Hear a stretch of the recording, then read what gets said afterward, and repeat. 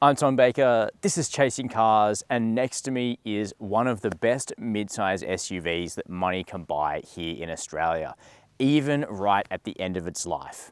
This is the last of the first generation Skoda Kodiaqs. The new second gen Kodiaq has already been revealed in Europe. In fact, it's already launched in Europe and it is on its way to Australia. But there's still some stock of the last of the line first gen car. Now, I often tell people that buying the last of a generation is often a good idea because when the car's been on the market for 7 years or so, the manufacturer has already responded to so many of the little bugs that come up in the early life of a vehicle, fixed them, done recalls, changed the way the car comes down the production line, and you end up with a really good example of the vehicle. Now, right from the start, the Kodiaq was impressive in the way it was packaged, the way it drove, and the price has always been really decent too. But now that we're right at the end of the line, I think there's an interesting opportunity, if you've had your eye on a Kodiaq, to be able to pick up a really good example of one in good spec, because this is the 132 TSI Sportline Runout, which is about $60,000 drive away, but full of the bells and whistles from the options list of the regular car. So in this review, we're going to be checking out the interior of the Kodiaq, discussing the running costs, taking it for a drive, and then I'll give you my verdict on this vehicle and whether or not you should wait for the new Kodiaq. But before we get started, hit subscribe down below this video. Chasing Cars, honest reviews of your next car. Brought to you by Budget Direct. Jumping into the last of the line first gen Kodiaq is to get into a car that presents and is more premium than rivals that cost about the same money. Now, I'm not suggesting that a brand new 60 grand SUV is chump change, because it's not, but with the way prices have inflated, particularly on SUVs in Australia in the last few years, this vehicle isn't meaningfully more expensive than a nice RAV4 or Tucson or Sportage. And yet, with the materials that Skoda has used, with the build quality, and with the way the car drives, which we'll see in just a minute, it fills a segment above in terms of premiumness. It just does. So you hop in and you're sitting on great seats to start with, very comfortable and supportive, but they also look and feel expensive. Black leather, we've got diamond stitching, quilting pattern, and they're perforated because the front seats are heated and ventilated. The car that I'm in is the Sportline Runout package, which is basically an amalgamation of the old tech and luxury package, which gives you a Kodiaq with all the bells and whistles. And for the money, just over 60 on road, that is a lot of features for the cash and a real sweet spot in this segment in terms of premium amenities without really blowing the budget on something much more expensive. Looking forward, leather steering wheel with perforations and paddle shifters for the dual clutch automatic, plus physical controls on the wheel, no touch capacitive buttons. And from that point, that's a bit of an indicator of the Kodiaq being a generation behind some rivals in the segment, but you might like that. I, for instance, like the physical buttons. Skoda is keeping that for the second gen Kodiaq's steering wheel, which is good. But when you look over here, you do notice the screen is smaller than some new cars in the segment. Again, you may or may not care about that. If you like the latest and greatest, the Skoda Kodiaq feeling a little dated may not suit you. But the 9.2-inch touchscreen is crisp, bright, high res, and it runs wireless Apple CarPlay and wireless Android Auto, so it still feels up to the minute in that sense. 10-inch digital instrument cluster in front of you is again a touch small but very customizable. You can put a map, media, trip computer there, one of the best in the business, probably the best in segment in terms of customizability. And then you've got climate controls down here for everything. You've got knobs for temperature, fan, buttons for your seat cooling and heating. Everything's got a button. Now, the new Kodiaq has fewer knobs and buttons. It still has some and they're customizable, but this outgoing Kodiaq just gives you a button for everything, which you may like or not. Looking further down here, some controls for the all-wheel drive system, drive modes, wireless phone charging, USB-C ports, and we can move this armrest back, access our cup holders down here. You can adjust the armrest, and you can really get into a comfortable driving position in this vehicle. You do sit pretty high, the mirrors are big, so overall the visibility is great. Materials, really good. Soft down here where your leg rests, soft on the dash, soft on the doors. You can go looking for a bit of hard plastic, but it doesn't appear too often. Canton Premium Stereo comes in that Runout package. Bit of fiddling required with the EQ to make it sound good, but you certainly can get it to a crisp level. And then big flockline door bins down here for storage. You've got 2 glove boxes as well. So while this car's not massive, it's actually packaged extremely well, as we'll see when we jump into the back seat now. Moving to the second row of the Kodiaq now. This vehicle is one of the best road tripping SUVs in the mid-size segment ever, really, because firstly, it's very roomy if you only are carrying people in the second row. You can create more room for the third row, which we'll check out shortly, by sliding the seats up a little bit. If there's no one back there, you might as well just luxuriate. And if you go for a Sportline run-out package, you also get some extra stuff designed to pacify people sitting in the back and also make them go to sleep. So first of all, there's little inserts for the floor mats, which give you, I don't know, a little bit more foot support, make it easier to rest your feet down there. The car comes standard with sun blinds in the windows. Plus, you get this neat little doohickey with an attachment here. What's in it? Of course, a blanket. So, you're on a long distance road trip, maybe dad's driving who likes the climate control to be very cold, and you can just unfurl your Skoda branded micro fleece blanket and recline the seats a little further as well. And you're great. How's that? Not every day we get to also review a blanket, but this is one of those days. Back to being serious now. The seats themselves are comfortable. The thigh angle is good, so your legs are supported without having to splay them. We've got an additional climate zone back here with seat heating for the outboard seats and a 12-volt socket. That's probably where you could find a downside, is that we don't have extra USB ports here in the back because this is an older car, but $10 adapter for that 12-volt socket, you'll have a USB-C port there, so you can certainly fix it yourself. Also, the plastics do take a downgrade here in the back, but at least you've got soft padding on the armrest itself here, plus you have a flip-down armrest with 2.5 cup holders in the center as well. Plus, headroom, excellent. Legroom, very good. Tow room, there's heaps of it. This thing is very well set up. Plus, it's got a third row, which we're gonna check out now. Okay, I'm in the third row of the Kodiaq, and the main takeaway is that this is a better third row than many vehicles that are quite a bit larger than the Skoda. It's so clear that a huge amount of effort went into really pushing the cabin right out to the extremities of the vehicle to make this possible. Now, would I want to spend hours back here? Absolutely not. You can see my legs are floating way above the seat.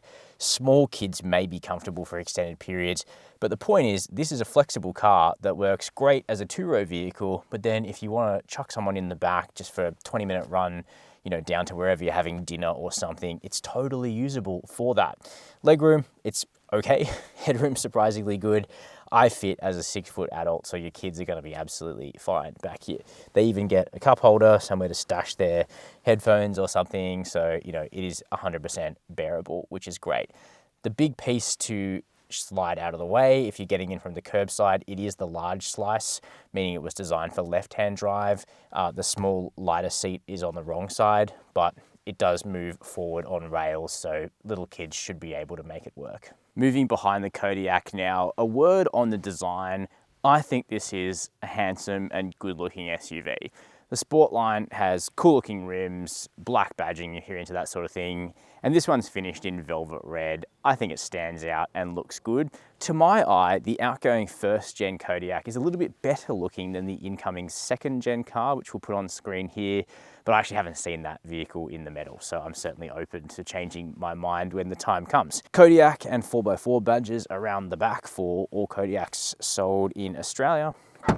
And we have a power tailgate, which gets out of the way really promptly and opens to reveal a really expertly packaged boot. This vehicle's exterior dimensions are surprisingly compact. If you need a 7-seater, but you don't have a massive garage or you park on the street in a busy suburb, you will find the Kodiaq a lot easier to park than many of its rivals from the class above, even though the interior space is pretty decent. Boot space is 270 litres with all 7 seats in place, which is much better than similar rivals. You'll get school bags back here without too much of an issue, and beneath the boot floor, you have a spare in there, which is great. and some storage space for your cargo blind as well. So you're kind of ticking a lot of boxes here. Dropping the third row seat, very easy. Anyone can do that. It is manual, and that puts you up to just under 700 litres of space in the boot, which is really generous. And you've got further pull tabs here as well, making it extremely easy to then drop the second row seat. So if you're at IKEA or whatever, just slide your stuff in without any fussing around whatsoever. Really easy to use, bit of a hallmark of Skoda. Button up here to close the boot. There isn't one to separately lock the vehicle, which is a bit annoying, probably something they'll fix on the next Kodiaq, but all in all, that's a great boot. Can't really complain at all. So how much is it going to cost you to own and run a Skoda Kodiaq? Well, ownership costs are kept relatively in check if you purchase an upfront servicing plan with the vehicle. Skoda has made a 7-year unlimited kilometre warranty standard on its cars now, which is great, but you can also buy a 7-year service pack which covers 105,000 kilometres of driving. On the Kodiaq, it costs $3,350, basically locks in the price for the next 7 years, which I would suggest is a great way of not having to pull your wallet out when you go to service the car on an annual basis and just not having to worry about the costs. Warranty, as I've mentioned, 7 years. Fuel consumption is fine, but nothing to write home about. A few years ago, there was a Skoda Kodiaq diesel sold in Australia. It was only a small percentage of sales. It got dropped. The only engines are petrols, 132 kilowatt 2-litre turbo in this car, or a 180 kilowatt version in the Kodiaq RS. I've found in my road testing of the Sportline, I've been getting about 10 litres per 100 kilometres for urban driving, which for a 3-row SUV with a petrol engine is okay. On the highway, you'll see that drop to sort of 7 or 8. So there are more frugal vehicles in the class, but it's not like the fuel consumption is crazily out of control. Okay, let's go for a drive in the Kodiaq Sportline. I'm always happy when I'm assigned to do a road test of a Kodiaq because these vehicles are just good to drive. It doesn't really matter which engine you've got, even though the selection in Australia is pretty thin anyway. They're just refined and sophisticated and good to drive while also being engaging, surprisingly so, for keen drivers. Now, the Sportline's a real sweet spot Kodiaq because even though it's got the base for Australia engine, which isn't hugely powerful, we do have bigger wheels that look great, but they don't compromise the ride quality. This thing is still one of the most balanced SUVs on the market in terms of offering a compliant ride, but also really lovely steering and handling. So we've brought the Kodiaq, as I always do, to a difficult country road outside Sydney. The surfacing's not great and it's very tight and windy, so not the natural habitat for an SUV. And not all SUVs have to be sporty, but the Kodiaq is quite a rare breed in that it manages to be quite sporty while also still being cosseting and relatively quiet and comfortable for the family. So that's cool. What we've got under the bonnet here is the 2-litre turbocharged petrol 4-cylinder engine, which is pretty ubiquitous within Skoda's lineup and the Volkswagen group generally. In this application, it makes 132 kilowatts of power and 320 newton meters of torque. Because it is turbocharged, that torque does arrive low in the rev band. But this is a car where the more weight you put in it, the more you do have to kind of pedal it along relatively enthusiastically to keep the pace up. We're only 2 up at the moment, and there's heaps of power and torque. You don't really need to push the car at all. That being said, you can stick the DSG automatic selector into sport, just knock it back into sport, and the gearbox really does come alive and keeps the car on the boil, keeps the turbo spooled up, and there's not really any lag through the system. Speaking of the DSG Auto, it is a wet clutch box in this car because we have all-wheel drive as standard in this vehicle as well, and the DSG is fine. It doesn't really exhibit too much weirdness or rolling around, or the shifts aren't fluffed or anything. It's fine. I don't think many people would even know it was a dual clutch unit, and that's the way it should be. The all-wheel drive system works fine, not really enough torque to trouble the all-wheel drive, but on a greasy day you will find that the car has more traction than a front-wheel drive SUV, which is good, and you can't even get a front-drive Kodiaq in Australia, although they do exist overseas. Above the Sportline, there's a Kodiaq RS with 180 kilowatts of power and a bit more torque. It has sort of artificial sound generators and that sort of thing to make it feel a bit sportier, but I've never massively warmed to the petrol RS, which is a decent chunk more expensive than this car. Sportline actually gets 90% of the same job done for a lot less money, and I quite like that arrangement. But for me, it's really the chassis of the Kodiaq that stands out as one of the best in the segment, because it has amazing body control, it has comfortable ride quality and really good steering. These are traits that you don't normally find in mid-size SUVs, particularly ones that have 3 rows of seating. So if you're just out on your own on a good road and you want to have a great drive, the Kodiaq is one of the only SUVs on the market that makes that possible. Of course, you can go and buy proper sporty SUVs. You could buy a Volkswagen Tiguan R if you're happy with 2 rows of seating, or you could spend a lot more money and buy an AMG or an M crossover of some sort. And while those vehicles may be a lot faster, the Kodiaq does better than virtually all of them at combining a sporty, engaging demeanor with the comfort that you will actually want out of a family car. It's this kind of compromise that's rare, which is why I'm banging on about it. So how have they done it? Well, first of all, the Kodiaq is really rigid. There's no slack in the body or in the suspension. It feels like the car is one small cohesive unit that wraps itself around you. Basically feels like a big hot hatch. That's appealing. It also means we don't have creaks and rattles through the body. The build quality of this particular tester is exceptional, probably the best Kodiaq I've driven in that regard. Right at the end of its life, that's what you'd expect. The suspension itself is sophisticated. So we've got adaptive dampers. They're only the 3-stage adaptive damper, which Volkswagen Group has moved away from now in favor of a 15-stage unit, which is even better in terms of being able to find a setting you really want. But for me, the comfort mode or the normal mode in the Kodiaq Sportline are fine. You don't really need sport. It does give the ride a sort of edgier feel to it, but for me, that's just uncomfortable. So normal, I think, is the right balance. We do have big wheels and tyres here, and the tyres are relatively low profile for an SUV. So if you find a hard edge bump, like an expansion joint that's pretty rough, you will feel it in the cabin, but it's never crashy. And for anything less than that, the car just has a lovely gait and a lovely demeanor over suburban roads or country roads alike, which makes it really relaxing to drive. But beyond being relaxing, it also makes it easy to drive quite quickly on a curving country road, because the wheels aren't falling into holes everywhere and making you slow down because the car can't keep up. On the contrary, the Kodiaq absolutely can keep up with your inputs and is actually quite a hoot to drive. I would have loved to have seen Skoda do something we never saw, like a Kodiaq with a 5-cylinder engine out of an Audi, for instance. I think that would have been cackling fun as well. It's quiet. You sit quite high, it's easy to see out of this vehicle, so it's conventional in that way. But what is far from conventional is the way that this car makes you feel like you're driving a car which is much more expensive than the Kodiaq's price point suggests. There's no slack in the steering, and you're touching a lovely steering wheel too, which is an underrated element of the driving experience. It turns in straight away. There's very little weight over the front axle because this is a lightweight engine. There's good grip from the tyres. It feels really quite special. If you covered up the Skoda badge and someone told you were driving an Audi that cost in excess of 100k, I think you'd believe them.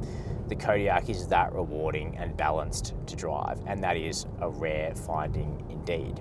Now, in terms of the safety systems, the Kodiaq is reasonably well set up because we have lane keeping assist, we have adaptive cruise, blind spot monitoring, and a 360-degree camera. We don't have travel assist, which is the Volkswagen Group's latest and greatest version of assisted highway driving. That really holds you in the center of the lane tightly. Outgoing Kodiaq doesn't have that. The new one will have it, and that will be even better. But if you don't really care about just set and forget lane centering assistance, then what we have here in the Kodiaq is totally fine, and it hasn't annoyed me over my week of testing, which is, becoming exceptional. Most of the vehicles we test, the safety systems really feel like they're strangling you when you're not even driving badly. So for the fact that Kodiaq hasn't frustrated me, gets it a good mark in my opinion. So I think you could probably tell in this video that my opinion that the Skoda Kodiaq is a good car crystallized some years ago. From the first time I road tested this vehicle to now, the Kodiaq has always impressed me with its balance of ride and handling, its good powertrain, and its just expert interior packaging that means you don't have to have a huge ungainly vehicle to have a European 7-seater in Australia. That is really awesome. Is this car perfect? No. The petrol engines use a bit more fuel than something in this segment that maybe has a hybrid or just a more economical engine or a diesel in general. You can tell that some aspects of the interior are getting a little bit older now, and you could spend less money on a Chinese rival like a BYD C-Line 6 plug-in hybrid, for instance. But for what this vehicle is, a sophisticated, refined, fun to drive, attractive European premium crossover, the Skoda Kodiaq continues to be an excellent deal. And at just over $60,000 drive away for the Sportline run out package, this thing is a steal compared to many rivals. We know the new second gen Kodiaq is on its way to Australia, and that vehicle may well impress us when it gets here. But the last of the line first gen vehicle is a sure thing at the right price that continues to be extremely competitive with rivals, even right at the end of its life. If I needed a vehicle in this segment, I'd buy this one. I think that's a pretty good endorsement. Very keen to know your view, so please let me know down below this video in the comments. While you're there, hit subscribe and the notification bell. And as always, thank you for watching Chasing Cars.